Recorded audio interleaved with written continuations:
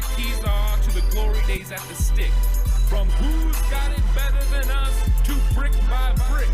It's always the 49ers way, from off-season to game day. Yeah, we talk back. It's the 49ers Cutback.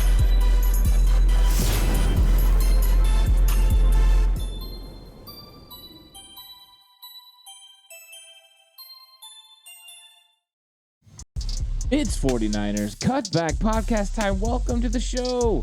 Time to talk about Drake Jackson making a second-year surge and why it's so important that he does for the San Francisco 49ers. So welcome to the show. Like the video. Subscribe to the channel if you haven't already. On the push for 4K. Really appreciate all the support. So Drake Jackson has been one of the many topics of conversation during the offseason because you have an apparent void opposite of Nick Bosa. When you see players like Samson Ebukam and Charles Omenihu go out and get huge contracts on the open market, it makes you start to think who's going to fill that void. The 49ers had drafted at pick 61 Drake Jackson, and Jackson was going to be potentially coin the guy, but he had a very interesting season in 2022. Of course, he is the highest draft pick the 49ers have had in 2 seasons because of all the draft capital they have given away for Trey Lance. Drake Jackson, of course, was thought to be a developmental guy who could start opposite of Nick Bosa, and this could be his opportunity. He's not a small guy. He's 6'4". He's up over 260 pounds is what he said now, and he's a guy who had a very interesting season. And why do I say interesting season? Because he started out like gangbusters. He was out there flying around, making plays. He had 3 sacks in his first 5 games. The problem was he finished the season with 3 sacks. He also only had 8 solo tackles on the entire year. Not exactly the best overall production. You throw in the fact that as the season progressed, the 49ers simply made him inactive for most of the games, deciding to go with other players like Kerry Hyder and other guys on the outside like the aforementioned Samson Ebukam and Charles Omenihu, who were both fantastic. But with this void being there, the 49ers had a couple of decisions to make. Number one, is Drake Jackson that guy? Well, from all the conversations that are going around about his offseason, he has definitely been putting in the work.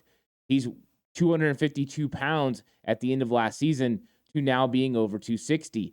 Says he's put on 13 pounds of muscle, so he's around 265. That's a very, very impressive turnaround in one offseason. That's putting in the work. You mentioned the fact that his bench has gotten up to 315, and of course that is reps. That's not a max, but still, that's a very low number for an NFL defensive end in this league. That could be part of the reason he struggled to set the edge in the run game. Now, of course, it's not all about strength. It is about leverage and just having proper technique. But strength is very pivotal to help you go against the biggest and baddest players on the entire field with offensive tackles.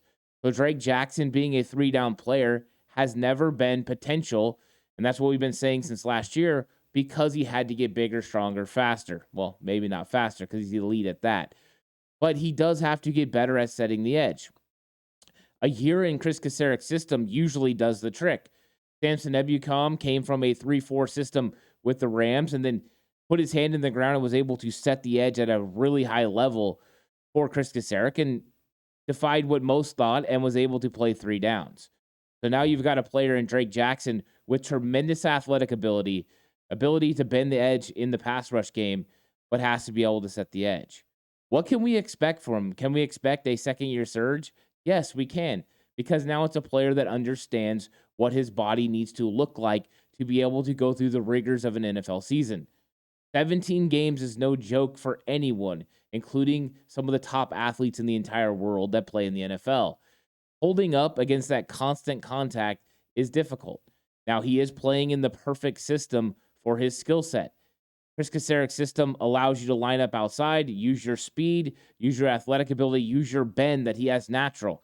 He has a natural bend, good flexibility in his hips, good flexibility in his ankles to be able to get around a corner and get to a quarterback. Of course, those were not the kind of sacks we saw last season. When I mentioned that he got 3 sacks, those were all on hustle plays. It was, hey, there's plenty of time to get to the quarterback. It was usually quarterback moving around, Drake Jackson goes and finishes the job. That's not what the 49ers are going to be looking for. Of course, those hustle plays and effort plays are fantastic. Those are things that got Kerry Hyder 8.5 sacks in 2020. But when you're playing opposite of Bosa, you're going to be put in single situations. That means you're going man up with an offensive tackle, and you need to win. If you don't, they're going to be able to continue to shift blocking his way. Now, it's going to be a little bit easier with the addition of Javon Hargrave. By adding Javon Hargrave, you're putting him next to Eric Armstead, and it's going to be tougher and tougher to double team Nick Bosa. You double Bosa and you double Hargrave, Armstead and whoever's playing right defensive end need to win. The 49ers would love that to be Drake Jackson because of the bend, the athletic ability, the fact that they used a draft pick on him and they believe in him. But he's a guy that's been behind. USC did nothing for his development. The fact that Clay Helton and them continued to move him around from playing him on the line of scrimmage as a defensive end to playing him at linebacker, yo-yo weighting him, having him go up over 270 pounds and then back down to 250 pounds. They did nothing to help the development of Drake Jackson. So Chris Kasarik has had to do all the work. And we've seen some improvements in hand placement and things like that.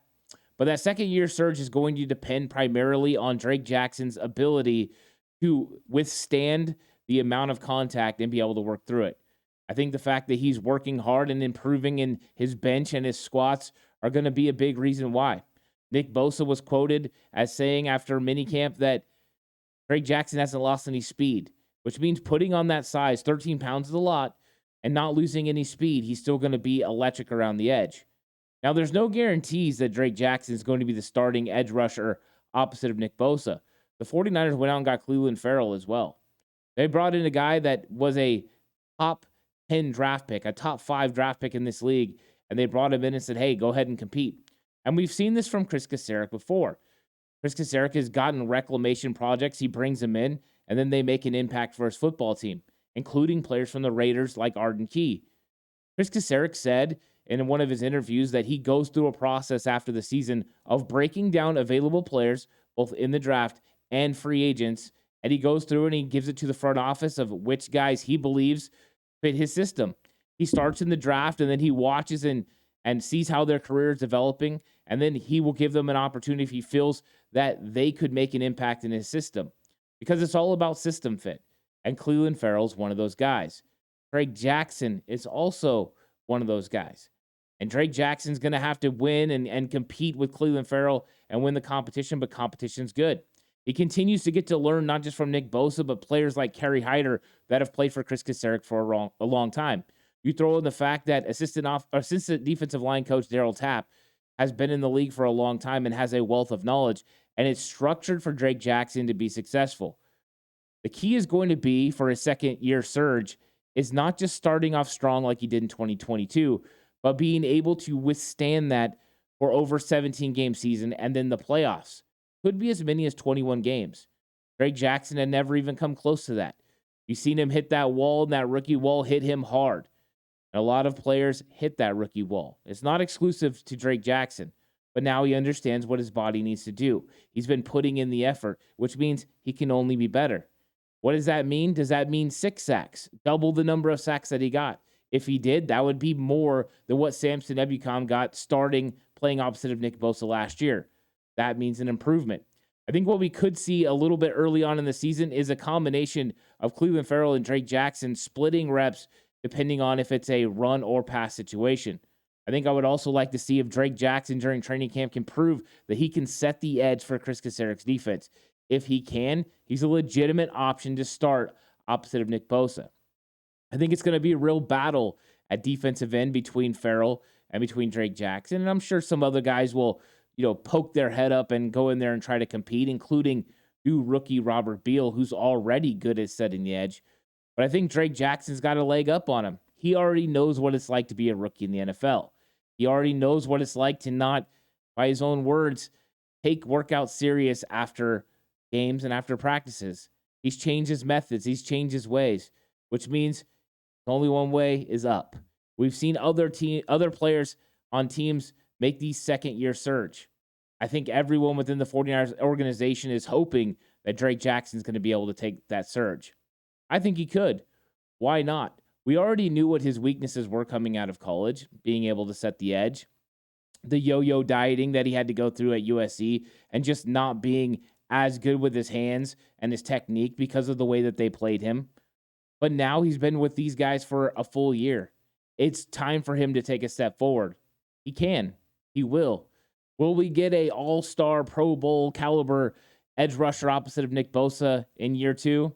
Not sure. Will he surge forward past what he did as a rookie, where he got 3 sacks, 8 tackles, and tipped a lot of footballs and batted a lot of balls down? Yeah, I think we're going to see that. He's going to surge past those numbers. I won't be shocked to see him get 5+ sacks, to over double his tackle total, and to put a lot of pressure on teams to make sure that they take care of him. It's going to be a fun year, and I think Drake Jackson's athleticism makes him perfect for stunt moves with Javon Hargrave and with Eric Armstead, making him prime third down material for the 49ers. If you get in 3rd and long and you get that defensive front up there, it's going to be one of the nastiest defensive fronts in the entire NFL. Drake Jackson is a fun player to watch. I look forward to seeing him continue to have a lot of improvement in year 2, and I think he's going to have a second-year surge for the San Francisco 49ers. Let me know what you think about Drake Jackson. Is he going to have a second-year surge, or do you believe the nod is going to go to Clelin Ferrell and he's going to get the starting reps? I'm curious what you think. Say it in the comment section down below. Of course, like the video, subscribe to the channel if you haven't already, on the push for 4K, and we're almost there. So thank you so much for watching. Hope you'll catch the next episode. Lots of content still coming your way. If you're on Patreon, go check out the 53-man offensive prediction that's going to be going up. Go check it out. Let me know what you think. But until the next time, stay safe, and remember, the right way is always the 49ers way.